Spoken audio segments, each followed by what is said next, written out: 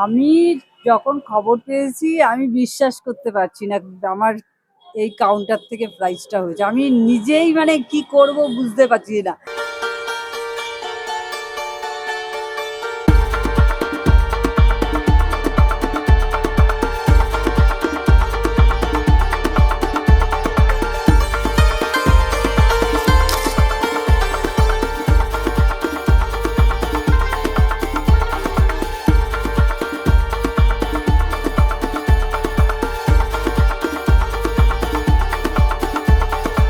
আজ আমরা চলে এসেছি হাওড়া ময়দানে। সম্প্রতি এখান থেকে 1 কোটি টাকার পুরস্কার লেগেছে। আমরা কথা বলে নেবো এই দোকানের কর্ণধারের সাথে। চলুন শোনা যাক উনি কি বলছেন। নমস্কার ম্যাডাম, লটারি সংবাদে আপনাকে স্বাগত। আপনার নাম? আমার নাম পলি রায়। কত বছর এই ব্যবসার সাথে জড়িত আছেন? আমি এখানে আছি 22 থেকে 25 বছর ধরুন। 22 থেকে 25 বছর ধরেই ব্যবসা করছেন। সম্প্রতি আপনার দোকানে বিক্রিত টিকিটের মধ্যে থেকে 1 কোটি টাকার পুরস্কার লেগেছে, এতে আপনি কতটা খুশি? আমি যখন খবর পেয়েছি আমি বিশ্বাস করতে পারছি না আমার এই কাউন্টার থেকে প্রাইসটা হয়েছে। আমি নিজেই মানে কি করব বুঝতে পারছি না, মানে ভাবতেই পারছি না, মানে এতটাই অবাক হয়ে গেছি। আমি জানি আমাদের ফোন করে 10,000 টাকা মানে 90,000, 1 লাখ, 4.5 লাখ হয়তো এরকম আমাদের যখন কম্পিউটার থেকে দেখে ফোন করে, আমাদের যে কম্পিউটার যেখানে রয়েছে, আমাকে ফোন করে বলছে তোর কাউন্টার থেকে 1 কোটি টাকা হয়েছে। আমি তো হতবাক হয়ে গেছি। 1 কোটি কি ব্যাপার, আমি কি করব আমি নিজেই কল্পনা করতে পারছি না। আচ্ছা, তো এই যে 25 বছর ধরে ব্যবসা করছেন, কি কি পরিবর্তন লক্ষ্য করলেন? কি কি পরিবর্তন বলতে আমি ঠিক বলবো। ভালো খারাপ ব্যবসার দিকে তো আছেই। হ্যাঁ হ্যাঁ, কি কি টিকিটের বিক্রিত টিকিটের পরিমাণ মানে সেল অনেকই বেড়েছে। আর এই দাম বাড়ার পর আমাদের প্রাইসও দেখেছি বেড়েছে। প্রাইস বেড়েছে? 7 টাকা হওয়ার পর আমি দেখলাম প্রাইসও অনেক বেড়েছে।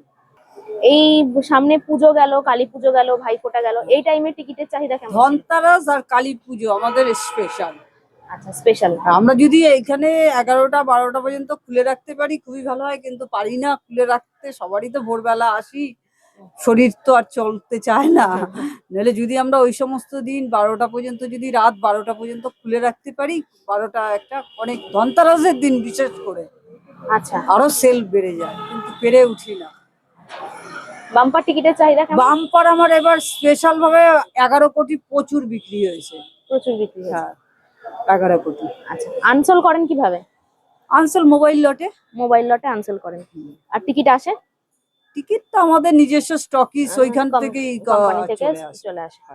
আচ্ছা, আপনি 25 বছর ধরে ব্যবসা করছেন। এই ব্যবসা যদি কেউ জড়িত হতে চায় বা নামতে চায় আপনাদের সাফল্য দেখে, কি বলতে চান? আমরা তো সবসময় আমাদের যেখান থেকে মাল যায়, আমাদের যে দোকান রয়েছে যেখান থেকে কম্পিউটারে কাজ হয়, মাল যায়, আমরা এই যে এই খামটা দিয়ে দেই, বলে দেই কোথা দিয়ে নটবার টোটোতে উঠবে, নটবার পার্লারে এই দোকান, এই খাম দেখালে যে কেউ তোমাকে দেখিয়ে দেবে কদমতলায়। তুমি ওখানে গিয়ে যোগাযোগ করে নাও, তোমার কোনো অসুবিধা হবে না। মানে আপনি বলছেন যে ব্যবসায় নামতে? হ্যাঁ, যেই আমার এখানটা আসে, এখান থেকে তো আমার পাইকারিটা হয় না, পাইকারি তো আমাদের একই জায়গার থেকে হয়, নটবরপাল রোড কদমতলার থেকে হয়। আমরা তখন এই খামটা তাকে দিয়ে দেই, ওইখানে এই নাম দেখাবে, কোনো অসুবিধা হবে না, তোমাকে সব করে দেবে। এখনো পর্যন্ত টেবিল থেকে কত প্রাইস লেগেছে? এর আগে এই সপ্তাহে সোমবার দিন লেগেছিল 1 কোটি, আর তার আগের সপ্তাহে সোমবার লেগেছিল 50 লাখ। দাম বাড়ার পর আমি বলছি, 7 টাকার টিকিট হওয়ার প্রথম দিনই আমাদের 50,000 লেগেছে। তারপর 12,000, 100 সেমে 12,000, এসব তো আছেই। মানে আমি আপনাকে এই 15 দিন দাম বাড়ার পর হিসাবটা বললাম।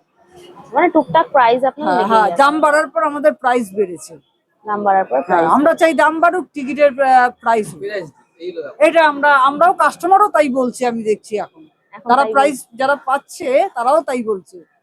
আচ্ছা, আর বোঝাতে হবে যে জিএসটিটা তো বেড়েছে, জিএসটির ব্যাপারে 28% জিএসটি হয়েছিল, সেটা 40% জিএসটি হয়েছে, এই জন্য টিকিটের তো দাম বাড়বেই, তার সাথে টিকিটের দাম বাড়ার সাথে প্রাইসও বেড়েছে। আচ্ছা, ঠিক আছে ম্যাডাম, ধন্যবাদ। আপনাদের টেবিল থেকে আরো পুরস্কার লাগুক। এটাই আশীর্বাদ করুন। আরো ভালোভাবে ব্যবসা করুন, এটাই আশীর্বাদ। আপনারা শুনতেই পেলেন ওনাদের বক্তব্য। ওনারা এখনো পর্যন্ত টিকিট বিক্রি করছেন, প্রাইস লাগছে, ওনারা তাতে খুব খুশি। এই ধরনের নতুনত্ব ভিডিও পেতে এবং লটারি সম্পর্কে আরো জানতে চ্যানেলটিকে লাইক করুন, কমেন্টস করুন, শেয়ার করুন এবং সাবস্ক্রাইব করুন।